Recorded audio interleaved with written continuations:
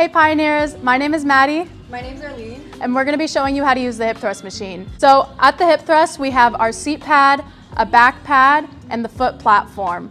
We also have these handlebars. This is what racks and unracks the weight. We also have our hip pad. This is going to be where it rests on your hips with the 2 loop attachments. So Arlene is going to go ahead and get into the hip thrust machine.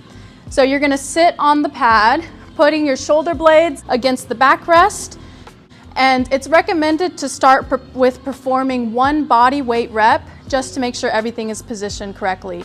So if you see her on the foot pad, Arlene's feet is about shoulder width apart and roughly in the middle of the platform. However, you can adjust it to whatever feels most comfortable to you. All right, Eileen, if you could perform 1 body weight repetition. Perfect.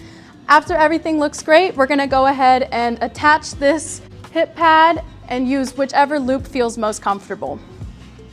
After that, you're gonna go ahead and raise your hips up to meet the hip pad, grabbing the handles of the attachment and bringing those handlebars back to perform the movement.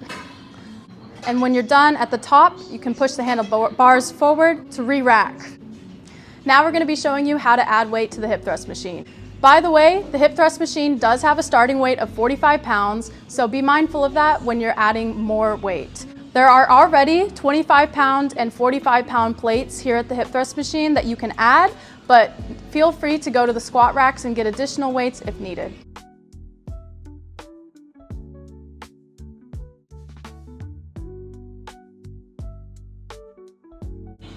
All right, next we're going to be talking about how to safely fail on the hip thrust machine. If you see over here, there are 2 stoppers at the bottom of the movement, which will catch the weight if you can no longer bring the weight back up to starting position. So if you find yourself stuck at the bottom, we recommend bringing your feet off the platform, scooting your hips back, and safely removing the strap. From there, you can then remove the weights and return the machine to starting position.